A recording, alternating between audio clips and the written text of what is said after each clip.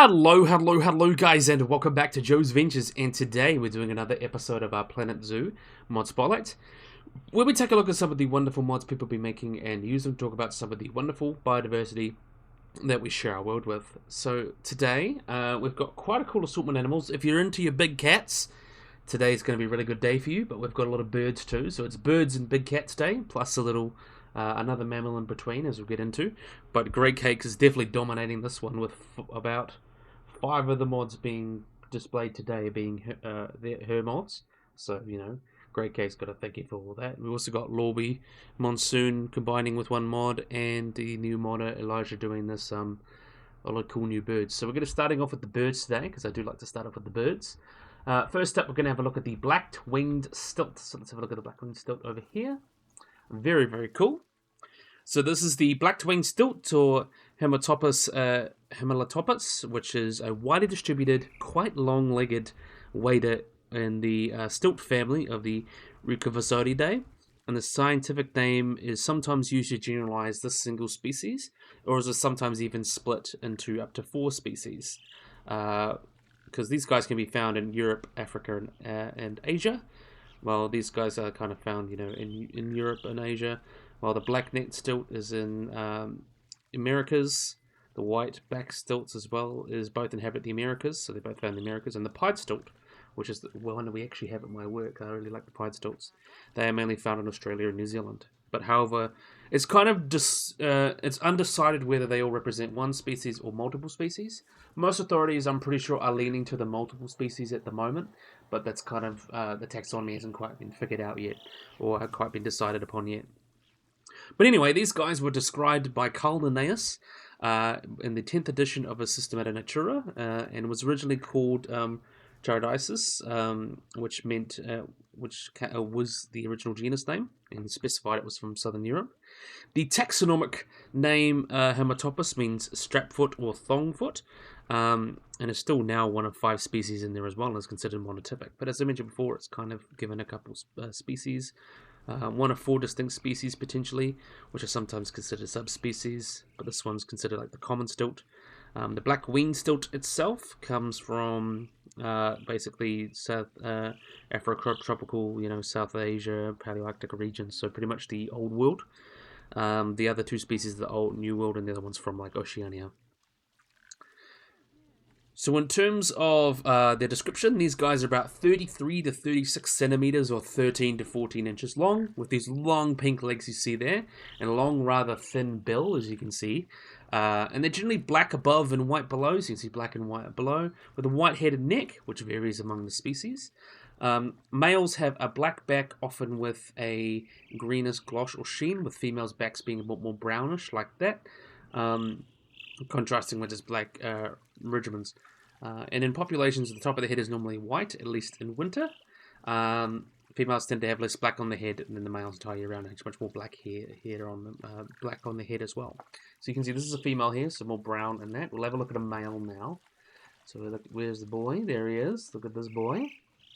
He's a good boy, so you can see the differences there. Immature ones, you can see have almost got that like sandy hue to it. Which allows them to kind of hide, you know, in the undergrowth, because it's really good camouflage. So in terms of their habitats, these guys' breeding habitats of all these stilts are in marshes, shallow lakes and ponds. In some populations are migratory, move on the ocean coasts in winter, with those in warmer regions either being resident or short-term vagrants. And they're a regular kind of spring offshoot vagrants north of the normal range, and they've actually just started appearing in Britain. So just recently they've started appearing in Britain again and breeding, so that's the most northerly kind of range for breeding of the stilts. But yeah, they are kind of found all over the place, you could say. Yeah, really, really cool stilts. So the black-necked stilt is kind of the one that you can find in the Americas, you know, North and South America. So the black-winged stilt is this guy. You've got the pied stilt, which is from Australia and New Zealand, the one I mentioned before. The black-necked stilt, which is split into the Hawaiian and the white-backed stilt, which is basically just basically you could say the mainland and the Hawaiian stilt. And then you've got the black stilt, which is I've covered before. That's the really rare one from New Zealand, the native one to New Zealand, or endemic one to New Zealand. as well. But yeah, really, really cool there. So let's have a look at more information about the species, because there's not actually too much on the wiki there. So they have some of the longest legs relative to body size of any bird, almost twice their body length. This helps them wade in deeper water than most shorebirds. They have a long, sharp call, often described as a repetitive call, especially when they feel their nest is threatened. When predators approach, stilts perform distraction displays, like pretending to have a broken wing to lure danger away from the nest. Pretty common one. And while they can nest alone, they often form loose colonies with other stilt or even different shorebird species, offering better protection against predators. And their fluffy camouflage chicks are precocial, meaning they can walk and feed themselves just hours after hatching. So yeah, it's pretty good example there. So really, really cool. And we've got to have a look at the cute little babies. Look at these cute little babies. So Elysia, done a really good job with that. Definitely big proud of that. So next up, we have got another bird. This one's done by Lorby and Monsoon. Kind of a last big combo from Monsoon. We've got the yellow-billed stork. So let's have a look at these guys here. So the yellow-billed stork is a large African stork in the stork family, and it's widespread south of Sahara, so it's from sub-Saharan Africa. It can also be found in Madagascar, which is quite cool. So these guys are within the genus Machairodus, which also live in the same kind of genera as the wood stork, the milky stork, and the painted stork, which is quite interesting as well. So this is a medium-sized stork. They range between 90 to 105 centimeters, or about 35 to 41 inches tall, with their body being white with a short back tail that is gloss green and purple when freshly molted. The bill you can also see is quite yellow, but also slightly decurved at the end, with a rounder cross-section than other species in the genus. Feathers extend over the top, over the head and neck, just behind the eyes, and it's covered also by deep red skin. So you can see that deep red skin over there. So both sexes are pretty similar to each other in appearance, but males tend to be larger and have slightly longer bills, with males and females weighing approximately between 2.3 kilograms, or about 5 pounds for males, and about 1.9 kilograms, or about 4 pounds for females.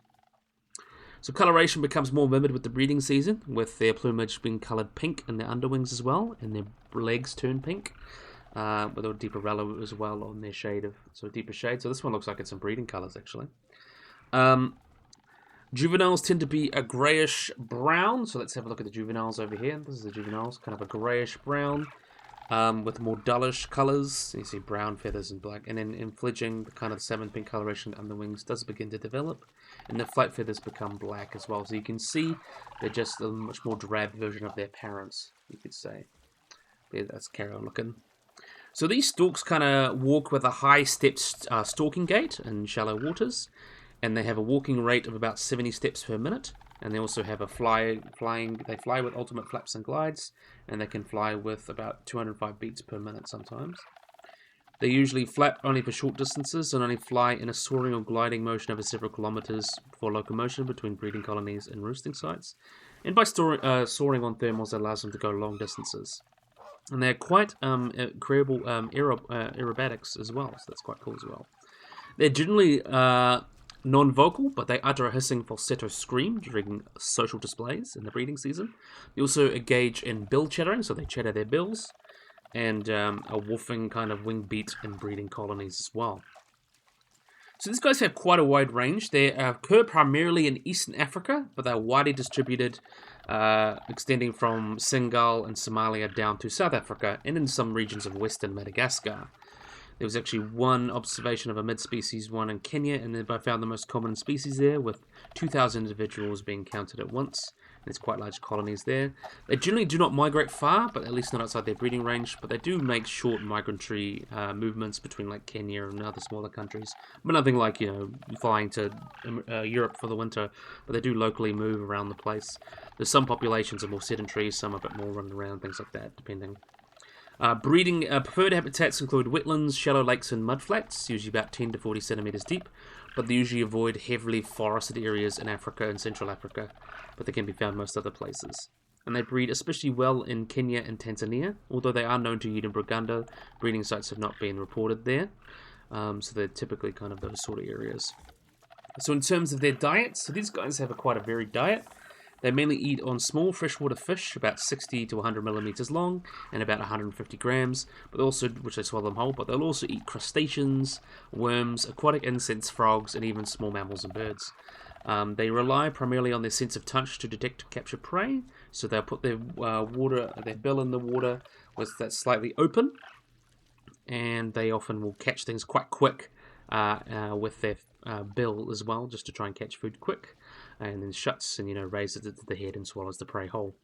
The speed of this reflex is actually quite similar to the American wood stork at about 25 milliseconds, so they respond really quick.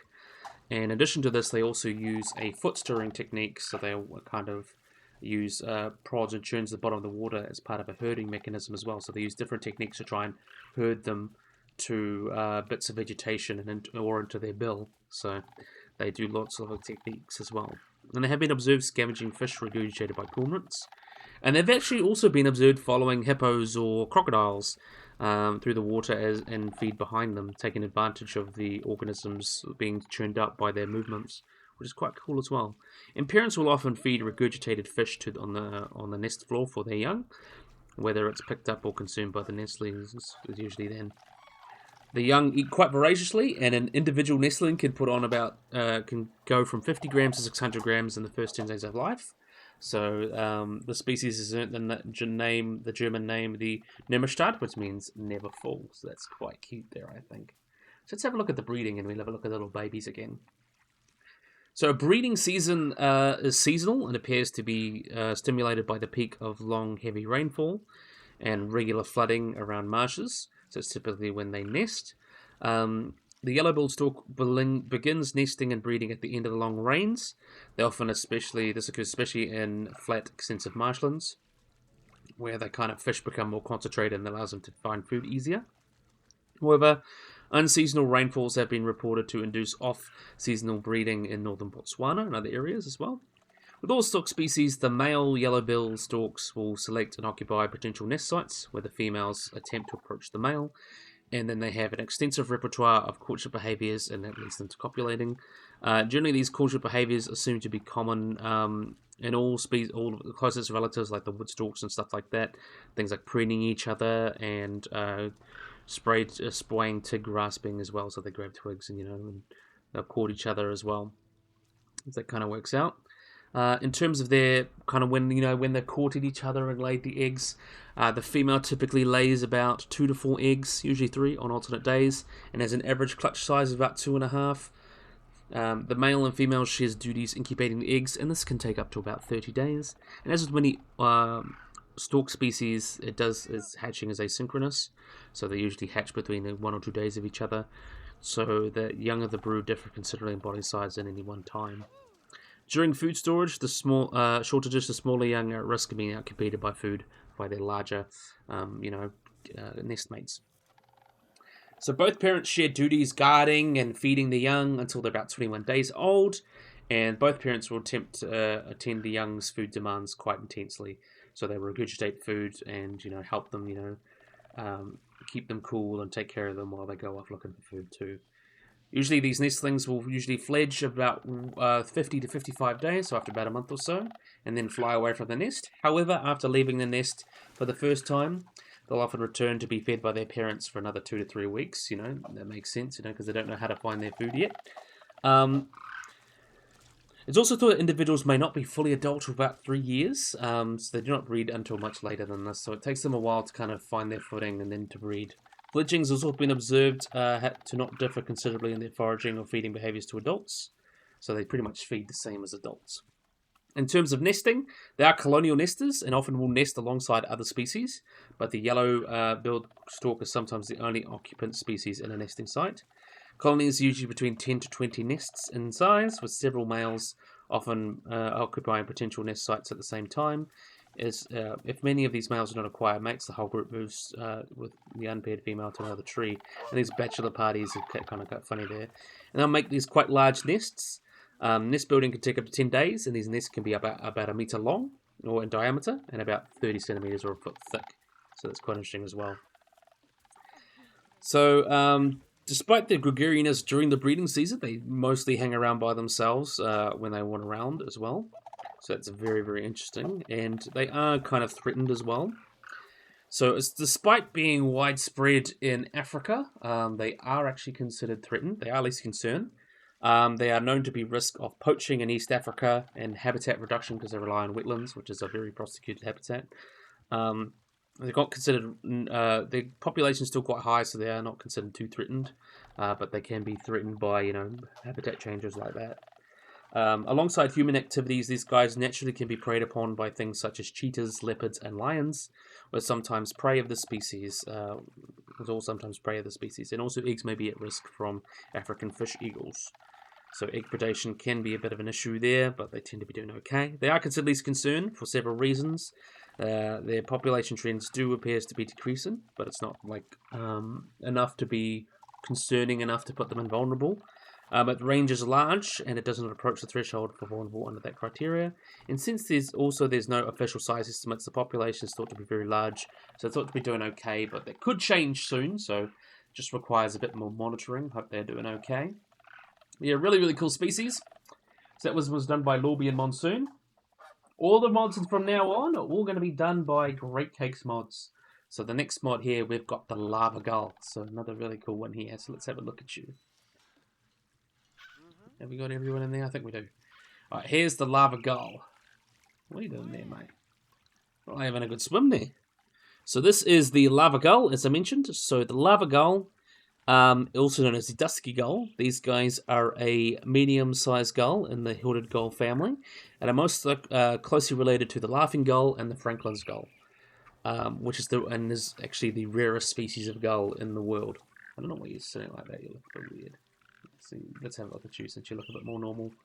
But yeah, this is the rarest species of gull in the world, and it's endemic to the Galapagos Islands.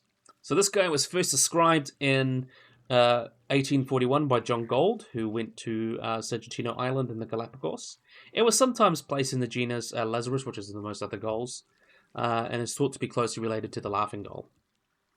So this is quite a distinctive looking gull, as you can see. It's not like your typical white gull that you see around the place. They get to about 51 to 55 centimeters, or about 50 to 52 inches, and weigh about 380 grams or 13 ounces. The adult plumage consists of a sooty brown and black head, and unlike other dark hooded gulls, they don't vary in the seasons. Their wings are dark grey with a contrasting white line on the leading edges, thought to play a function in displaying camouflage.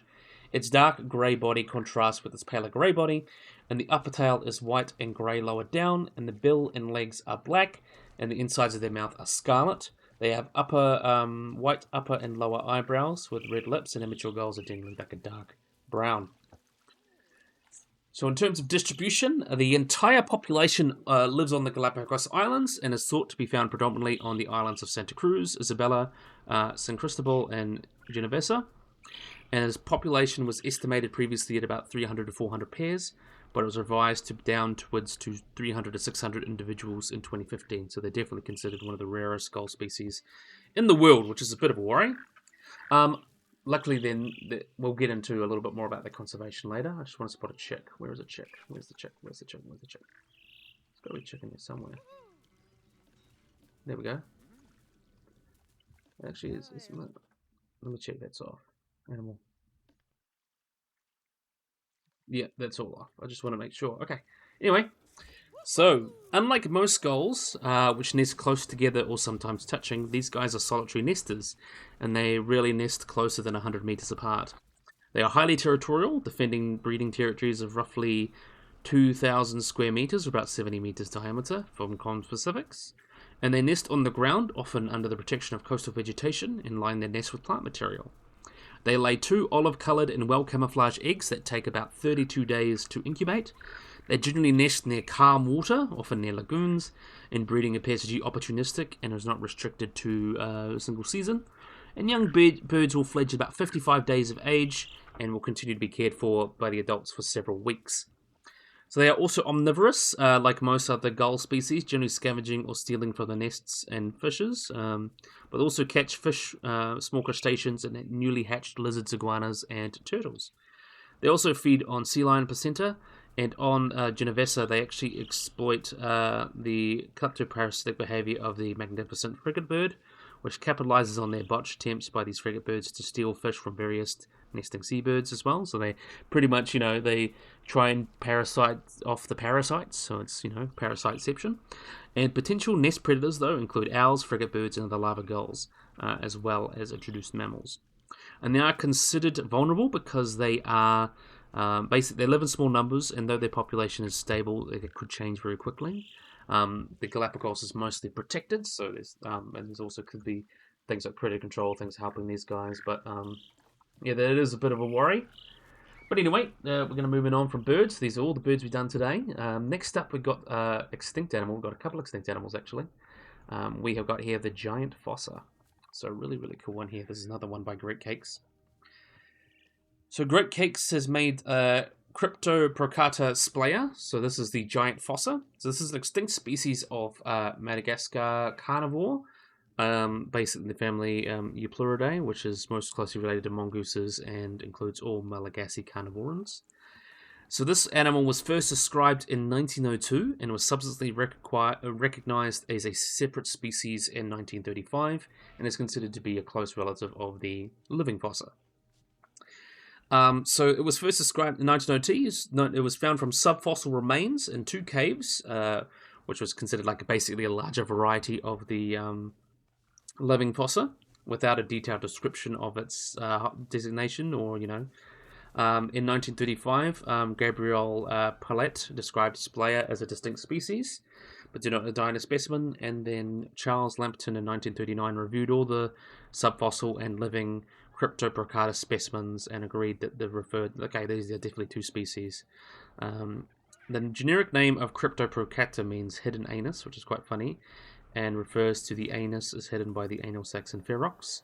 The specific name splaya means cave, so a lot of animals like the cave lion, the cave bear, they know them as splaya, so splaya means cave, so this is the cave fossa as well. And they're pretty much kind of considered now different species. They used larger samples in 2004 to kind of found that some of these subfossil Cryptoprocata found outside the range of living ferox and identified them as actually splaya, so there's definitely kind of support for the 2 species model. There's also talk about a 3rd species, but now that's kind of been lumped back again into the the 3rd fossa. So it was kind of now the giant fossa and then the living fossa. With Goldman and colleagues, they could not locate this material of the 3rd species, but they thought it might be an abnormal splaya. And together they formed the family in the family Eupluridae, which includes other Malagasy carnivores, like the Phalanox and the Phalolacus and all them. And they are more closely related to the mongooses of Eurasia and mainland Africa, which is quite cool. And these are quite cool. This is quite a cool mod as well. Is this the male? Yes, he's quite cool, isn't he? I think he's quite cool. It's cool that we got a giant fossa. So there are some morphological differences to be found between these guys. They may be more growth related, and pretty much they say that the modern fossa and the giant fossa are pretty much identical in most ways except for their size. So Goodman and colleagues thought the splaya was about 1.3 times larger than an large adult sea ferox. So typically they like about a 1/3 bigger. The only specimen of sea splaya, which has a skull, could be asserted to be about 153 millimeters compared to about 114, 133 millimeters, or 4.5 to 5.2 inches. So this is 5.2 inches for a large living fossa to a 6-inch one in a giant fossa. So it's mainly just a larger size as well. So body masses, so they're just mainly just a 1/3 bigger again. So the extant fossa is typically about 5 to 10 kilograms, or about 11 to 22 pounds. Well, body masses for the giant fossa was about 17 to 20 kilograms, or about 37 to 44 pounds. So in linear dimensions, it was about a 1/3 bigger, but in actual weight, it's estimated to probably be about twice the size, because that's how mass works. So it's just a bigger, more bulky version of the modern fossa. So it's very interesting as well. So other bones, comparatively, so the humerus, which found in 12 specimens of this guy, was about 122 millimeters, or about 4.8 to 5.7 inches. So averaging about 5.4 inches in splaya, and on averaging is about 116 millimeters, or 4.5 inches, in the modern fossa. So you can tell it's just basically just a third bigger. It's probably the best way to put it, and about twice the size. So some fossil remains of the fossa have been found in the Holocene cave sites in the northern edge of Madagascar, as well as far south, as well in the Central Highlands. So some sites have yielded both specimens of both ferox and splaya. However, lack of robust stratigraphic knowledge and no available carbon dating it's unknown whether these species lived together in the same place at the same time. The size ratio between these two species is within the side range of similar sized living cats and mongooses found in the same area. So it's very likely that these guys would have lived together in these ecosystems. So they would have been living together. With its large jaws and massive teeth, these guys were very much puma-like predators. In addition to smaller prey, they may have eaten some of those larger, now extinct subfossil lemurs that would have been too large for the modern fossa. No subfossil evidence has been shown that these guys preyed on lemurs, but it's reasonable to assume, since they're larger, they could eat larger animals. Other possible prey includes tenrecs, and also even young Malagasy hippopotamuses. So these guys would have been... Oh, this is the male here. So there's definitely a lot of variety, potentially, in what they could eat. So you're just being bigger again, meaning they could eat larger food. But we don't have these guys around today, so we don't know what caused them to go extinct. So the specific reason and time for the extinction of sea splayers is not known, but it has been suggested that went extinct about 1400, which was along with a lot of the other species of megafauna from Madagascar, like elephant birds and all the giant lemurs and stuff like that. Local people do often actually recognize two forms of the fossa: the larger fossa, which is the black cryptoplicata, and the smaller one is the reddish one. So there's actually some anecdotal records of very large living fossa, which is to about 2 meters, or about 7 feet, and about 30 kilograms. Which is just they may demonstrate there may be more than one species of fossa left alive, or could just be, last surviving individuals of the giant fossa. And sea splaya was the only extant carnivorous mammal known to Madagascar. Recently extinct ones include like the large lemurs, the elephant birds, and the Malagasy hippos. The extinction of these guys would have changed the predatory dynamics due to a lot of those large animals like the elephant birds and the Malagasy hippos and the large lemurs going extinct. So that means less prey for these guys, which means they would go extinct in turn. But yeah, really, really cool, as they might be still alive today. I find that highly unlikely, but there is talk about that. If you guys watched Prehistoric Planet Ice Age, you would have seen this guy hunting the young elephant bird. That'd probably be definitely something they would have done. Yeah, really, really cool. And really, really cute little babies. So yeah, definitely a big fan of that. It's another great cake spot. Moving on to another one. This is a big saber-toothed cat here. So here we've got Xenosmilus. So Xenosmilus is a very interesting one. So Xenosmilus means strange knife or strange chisel. These guys are an extinct genus of homotherian Machairodontid felid, so a saber-toothed cat related to Homotherium, and roamed North America from the early Pleistocene, so potentially about 2 to 1 million years ago. And the type species is the species Honsonidae, which I believe this is the right one. Yep, so this is the type species. And Venezuelensis is potentially had proposed that as a valid species, but also is suggested to be, it was considered a subspecies of Homotherium, but potentially Xenosmilus venezuelensis could be that as well. And there's potentially a third unnamed species from Uruguay. But if that turns out to be the case, that could extend their range into the Middle Pleistocene in South America. So in terms of its discovering and naming, so 2 fairly intact specimens were found by amateur fossil hunters in 1983 in Alachua County, Florida, in the Hallow Limestone mines. The genus and type species Xenosmilus hodsoni is described in 2001 from a nearly complete skeleton and also a second partial skeleton. So both skeletons come from early Pleistocene age rocks, so about 2 million years old, and is from Florida. And a radius similar to this one is also found in Arizona, and it's actually considered the earliest record of this genus outside of Florida. The genus name Xenosmilus means strange knife, And the species name, Hodsone, comes from Deborah Hodson, who was the wife of a researcher. So that's pretty cool as well. So in terms of its classification, Xenosmilus is in the tribe Homotherinae in the subfamily Machairodontidae. So Machairodontidae includes the saber-toothed cats. Homotherinae is a family within that includes Homotherium and some of its other relatives. So the scimitar-toothed cats, you could say. A new paper in 2022 described that Xenosmilus is a more derived member of the tribe Machairodontidae, or the Homotherinae, and that Homotherium venezuelensis should be reinside to Xenosmilus.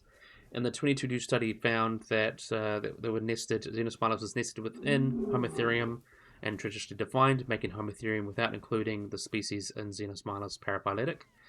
So a 2024 paper also argued the remains of a Homotherium from Uruguay could be assigned to this genus. So potentially this is like the American version of Homotherium. Seems to be that could be, like how... which is very interesting as well, because we do have Homotherium from America. This could be like the South American version, like Populatar and Fatalis kind of situation going on. But yeah, very, very cool. So the skull of this species was about 30 centimeters long, 33 centimeters, or about 13 inches. Compared to other Machairodonts, they were a relatively small skull with large eyes, and actually looked more bear-like, as you can see, rather than cat-like. Physically, the cat was about 1 meter at the shoulder, and estimated to be about the same size or larger than the smaller species of Smilodon, Fatalis. The body mass estimates were thought to be about 118 kilograms, so definitely a lot less bulky. Some estimates have put it much bigger, though, at between 300 and 350 kilograms, or 660 to 770 pounds. In 2024, there's one also that was estimated between 347 to 410 kilograms, so I think that's quite big. But in terms of its paleobiology, before the discovery of Xenosmilus, all known saber-toothed cats fell into two categories. The dirk-toothed cats had long upper canines, and the saber-toothed cats were kind of like smaller canines. These guys kind of broke the groupings to be, because they were both stout and muscular, but had short, broad canines, so they kind of like threw that separation there. But unlike most other saber-toothed cats, these teeth were serrated, all including not just the fangs and incisors, all the teeth were serrated. And Xenosmilus differs from Homotherium and most other cats by lack of the gap separating the last incisor tooth of the canine, and notably only later species Smilodon have this as well, so it's definitely something that's convergent. Xenosmilus has also been theorized by some to have a hunt via bite and retreat strategy, where they'd use those large teeth to inflict quite deep wounds into animals, and then let the animals bleed out or hurt from that. And it was occasionally given the name the cookie cutter cat, which I like the name of that, because it would inflict deep wounds and then kind of hang about a bit. It seems likely with that muscular build they would have preyed upon peccaries as well, because there was a large lot of peccaries found within the same site. But these guys would have potentially used the bite and retreat, so they'd bite and let the kind of animal bleed out a bit, and then maybe have another bite and just kind of wear it down. A study in 2022 suggested that Xenosmilus and other Machairodonts such as Smilodon were also capable of effectively removing meat from a kill without damaging their teeth, with evidence based on bite marks on those gibbet peccaries I was talking about. And this suggests that Machairodonts could consume at least smaller bones while feeding, similar to lions. And because the skeletons are found beside each other, there is evidence to suggest that Xenosmilus was social. And alongside Martin and colleagues, there has been evidence that this could be denning behavior. We don't know much about the sociality of big cats, but there's actually a lot of evidence potentially that they could have been social, so that's quite cool as well. So in terms of its paleoenvironment, the holotype and the paratype were found in the Ingentorian age, between 1.8 to 0.3 million years ago. However, it has been found dating to the last Blankian, so it's at least 2 million years old. Along with that big peccary that we were talking about, it also found with giant ground sloths, Hemimacrochenia, and mastodonts like Cuvionistus. There's also coexisted with the Titanus, which was one of the last forest rachids, and also early ancestors of some animals that you're probably famous about, like Smilodon gracilis, Anisyon edwardsii, and Arctodus pristinus. So those early ancestors of the direwolf and the saber-toothed cats and the giant short-faced bears as well. As I mentioned, those potential specimens that were originally Homotherium but now Xenosmilus were found in Venezuela, so it actually wouldn't have been too different. And they would have potentially been living in low densities in that area too. But yeah, really, really cool. And you got a cute little baby there. How cute. How can you not love some of these cats? All right, next up, we have got Homotherium. So this is actually one that's got a little bit wrong with it, so we'll get into that. So this is actually called Machairodus horribilis. Machairodus horribilis is now Amphimachairodus, but we'll get in. I just had to put that aside, so we'll just say there's about 4 species. So Machairodus is a type of ancient sword, and is a genus of large saber-toothed Machairodont that lived in Africa and Eurasia during the Middle to Late Miocene, between 12 to 8 million years ago. It's an animal within the subfamily Machairodontidae and gets where it gets its name. And the genus itself has 4 different species. And the genus is currently assigned or usually placed to one of the more basal members of Homotherium, and as an ancestor later members such as Amphimachairodus. So this guy was first found in 1832 by German naturalist Johann Jakob Kamp, and he thought remains to be known since 1842. It was believed by George Cuvier that these fossils would have come from a bear. And then actually, based on the composite sample of teeth and these species and the geological ages. However, come to recognise that they were actually part of a cat, and they became Machairodus as part of the saber-toothed cats as well. And then these guys were also lumped, with a lot of these guys, were lumped to genus Machairodus.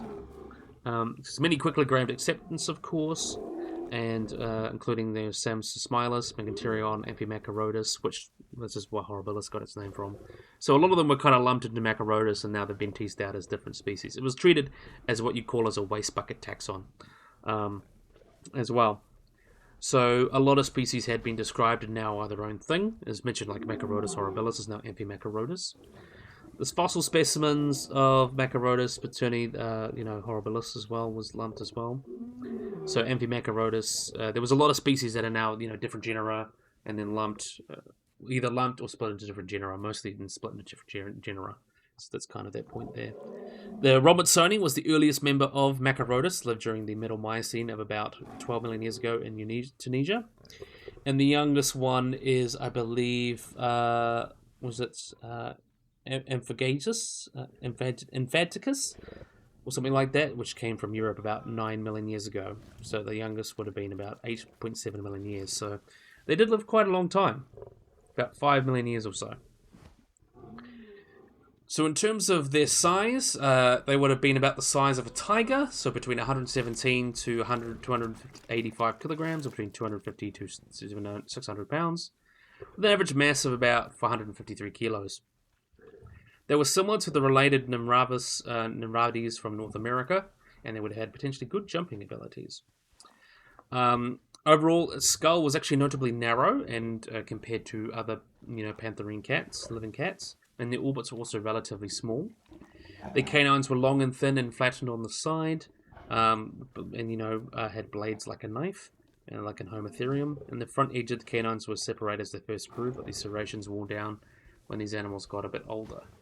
So you can see this is kind of a big male here. You can have a look at him and see those teeth. So in terms of predatory behavior, Machairodus was most likely an ambush predator. Its legs were too short to sustain a long chase, and was most likely a good jumper. Its teeth were rooted in the mouth and were as delicate as those of some related genera, unlike most saber-toothed cats and nimradids at the time. They often had the extremely long canines which came out of their mouths. The fangs of Machairodus, however, were more easily able to fin its mouth comfortably and was more effective at hunting. And studies looking into Machairodus indicate that the cat relied prominently on its neck muscles to make the killing bite on its victims. The cervical vertebrae shows clear adaptations to making vertical motions in the neck and skull, and there are clear adaptations for precise movement so they can, get into the jugular. Very much how things like Smilodon would have hunted, so not too different. It was estimated that a 136 kilo or 300 pound Machairodus would have had a bite force of about 1,077 newtons on their canines as well. There has been research into tooth breakages and things, so these guys may have often used their sabers more like, unlike things like Smilodon, more like they would have just used them like normal cats, more modern cats, and they would have just risked them breaking more. And they were more risky strategy because obviously they could break easily, and there have been some with all sorts of different pathologies. And there has been some talk about the social behavior, so Machairodus has shown to have a high degree of sexual dimorphism similar to lions and leopards, with males being larger than females. This high level of sexual dimorphism would suggest that territories of males don't overlap with each other. The authors also conclude that due to solitary behaviour is common among modern felines, it would be reasonable to assume that. But like with Smilodon and those other species, they have been found with a lot of injuries. They've been found with a lot of injuries that they probably couldn't have healed from without some social support. So this is also further supported back by modern day felids with high levels of morphism leopards typically dying before several injuries managed to heal. So it's very likely that they had some sort of social structure. We don't know what it is. Probably not like lions, but could be something more wolf-like. We really just don't have an idea. But it seems like these guys would have lived at least in some sort of social grouping. So that's quite cool as well. So these guys, where they lived, these guys would have lived in areas like in Eurasia. There's nothing in Europe. They also would have lived with early Smilodonton, their Promeganterion, and would have lived in like more open kind of woodland habitats and how they avoided each other. Like the things like the Amphicyonids or the bear dogs that were larger Amphicyonids would live in more open areas. These guys would have lived in more closed off areas. They would have lived with animals like Hyperion, which is an early horse. Also, hornless rhinos, early giraffes, gomphotherid elephants like Tetraphodon, antelopes, porcupines, as I mentioned, bears and hyenids. So it was quite a rare, rich habitat as well. It would have also Machairodonts such as Promeganterion and Machairodus. Also bears such as Angolotherium and the small hyenid Prodictotherium. And these guys would have actually been quite prone to niche petitioning, so living in different habitats to try and avoid each other as well. In other areas, they also did live with animals like Barbarofelids, like Abalmosmilus, and Basalfelids, and, as I mentioned, those horses as well. Also, Amphimachairodus as well, those bears, so quite a rich habitat, so not actually too different from modern ecosystems, which I find quite fun as well. Let me have a look at the cute little baby here. Looks very, very cute. Alright, so that's Machairodus horribilis done. So next up, we've got last but certainly not least, we have got the Caspian tiger, so done by Great Cakes mods as well. Let's have a look at you. So the Caspian tiger. So the Caspian tiger is a population of Panthera tigris, which was native to East Turkey, northern Iran, Mesopotamia, the Caucasus, around the Caspian Sea, Central Asia, and northern Afghanistan, and into western China. It lived in sparse forests and riverine corridors up until about the 1970s, and it was actually present in southern Russia until the Middle Ages. It was thought to be was regarded as a distinct subspecies and then assessed as extinct in 2003. So its first name was Felis brigata, and then was lumped into Panthera. And then in 1999, a lot of the validity of all these tiger subspecies is brought into question. So it was all these 8 different subspecies, but now it's kind of considered the mainland subspecies Panda tiger tigris and PT sorundata, which is the Sunda or the island tigers. But looking at genetics as well, looking at the Caspian tiger, this was definitely one that I would agree as well, that this was definitely not its own distinct subspecies, as we do have evidence that these guys were quite similar to the Siberian tiger. And the phylogenetic analysis suggests that Caspian and Siberian tigers would have colonized Central Asia less than 10,000 years ago, and they would have been connected right up until pretty much the Industrial Revolution, so that's only like a couple hundred years. So that's not really enough time for them to split into different subspecies. So they likely would have, a Siberian tiger would have been able to walk, from Siberia right up to Iran, and then would have been able to, breed with, a tiger, a Caspian tiger. So they wouldn't have been a split subspecies right up until about a couple hundred years ago. But they are, I still think it's cool that we've got a Caspian tiger, and they actually use that kind of as a basis to justify rewilding efforts, which we'll get into. So it seems like these guys wouldn't have been split until, the Industrial Revolution, so a couple hundred years ago. So they would have been able to breed freely. In 2015, morphological, ecological, and molecular traits of all puna subspecies were put through an analysis, which suggested the 2 different clades. However, there have been talk about the 6 monophyletic clades, which is the most recent one, with the Amur and Caspian tigers being distinct from populations of other mainland Asian species. So it's more of like a traditional 6 subspecies idea, but these guys would have still been lumped within the Siberian tiger, so you could potentially call them as like the northern tiger or something like that. I think that would be a better name for them. So photographs and skins of the Caspian tiger showed they're actually quite interesting, and Siberian tigers as well. Indicate that their main background color was varied between lighter and more uniform than the Siberian tigers. Their stripes are also narrower, fuller, and more closely set than those of tigers from Marichana. The color of its stripes are a mixture of brown or cinnamon shades. Pure black patterns were invariable along the head as well. Angular patterns on the base of the tail were less defined than those of the Far East. The contrast between the summer and winter coats was sharp, not to the same extent as the Far Eastern populations, because it was milder climates. The winter coat was paler, with less distinct patterns, and the summer coat had similar density and hair length to that of the Bengal tiger. The stripes are usually narrower, which you're probably doing in the Kura and more temperate parts of Asia. In terms of its size, so male Caspian tigers had a body length between 270 to 295 centimeters, or about 106 to 116 inches, and weighed between 170 to 240 kilograms, or 370 to 530 pounds, with females being about 240 to 260 centimeters, or 94 to 102 inches, with head to body length and heady body length, and weighed about 85 to 135 kilograms, or 187 to 298 pounds. So that's kind of where it seems to be there. And they were pretty much the same size as the Siberian tiger, which is what they are, basically. So some individuals did attain quite large sizes, though. There was potentially one individual that was 7 feet long and would have got quite big. There were some quite big individuals. There were said to be tigers of immense proportions, no larger than the local horse breed, no smaller than the local horse breeds with long hair. So there was definitely some large tigers, probably comparable to Siberian tigers, which is they basically consider the same thing now. So skull size and shape of the Caspian tigers, significant overlap with almost indistinguishable from other tiger specimens from mainland Asia. So there's not that much variety there. So in the 19th century, they lived in the eastern Golian region. They lived in the Caucasus. They lived at the Caspian Sea, where they get their name, up to Central Asia, up to Western Siberia, and that's kind of where they met the Siberian tiger today. So the former distribution can be approximated by estimated distribution of ungulates in the area.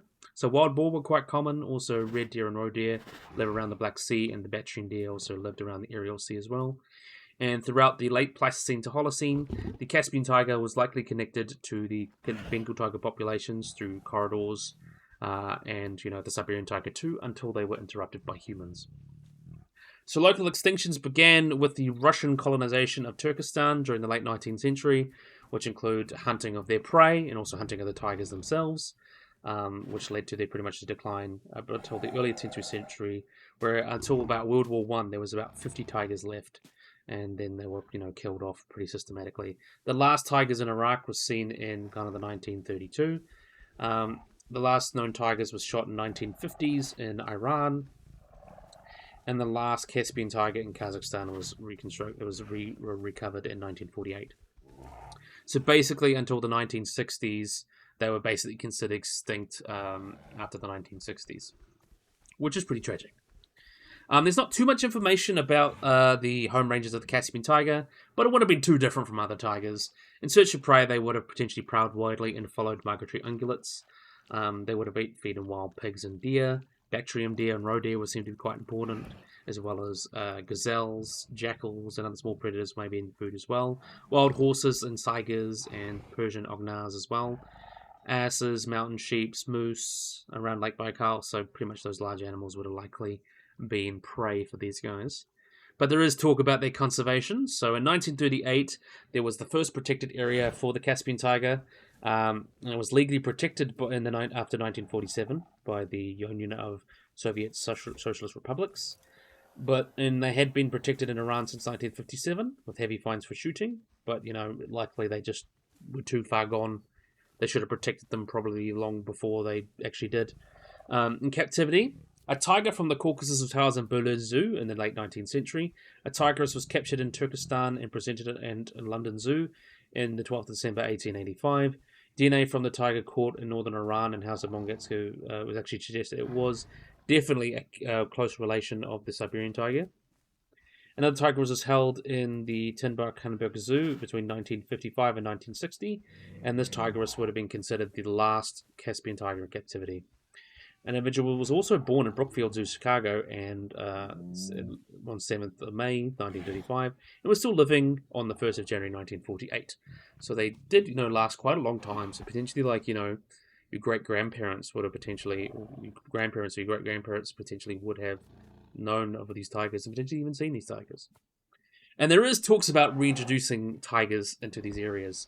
So stimulated by recent findings that the Siberian tiger is pretty much the same as the Caspian tiger, there has been support or talk whether they should introduce Siberian tigers into Central Asia, where the Caspian tiger once lived. There has been some research looking into the feasibility and stuff. They have been, talking about potentially doing some habitat restoration. So there would be a lot of such habitat for tigers right now. If we wanted to release a bunch of tigers in there right now, wouldn't really exist. But there is work helping to try and support, and there are people working on introducing them as well. So with the restoration of these tigers, there's been discussions of how to evolve with it, how do people live with them, stuff like that. But in autumn of 2023, 2 captive tigers from the Netherlands were actually taken there and then were introduced from there. So I think that's a good idea, not just because we want tigers in these areas, but the Siberian tiger population is very isolated, and also, basically in 1 or 2 countries. So if something happened to that area and the Siberian tigers went extinct, we'd have these guys here as well. So I think that's something we should definitely do for the protection of the species. And they have been a big part of culture as well. The Roman Empire, they were often imported to use to fight for gladiatorial games. They were imported in Persian areas as well. And very, very cool species. But yeah, I think it's about time to end the video. Really, really cool tiger. You've got to have a look at the babies, though. Look at the little babies. How cute are they? Another great one, and I love the mane on this guy. It's very similar to the well, not a mane, the tufts. Very similar to the Sumatran tiger. So I really do like that one. But anyway, we'll carry on. So yeah, thank you everyone for doing this. Having a look. So thank you, Great Cakes, for all those big cats and also that Fossa. Thank you, Eliza, for that stilt. I really love the stilt. So if you make a pied stilt. And Lorby, you did a really good job along with Monsoon with your Stork. So yeah, I really, really, really hope you guys enjoyed this video. If you guys like and subscribe, always remember to hit the little bell icon to get notified of anything. So if you guys enjoyed this video, hope you guys like and subscribe, and bye-bye.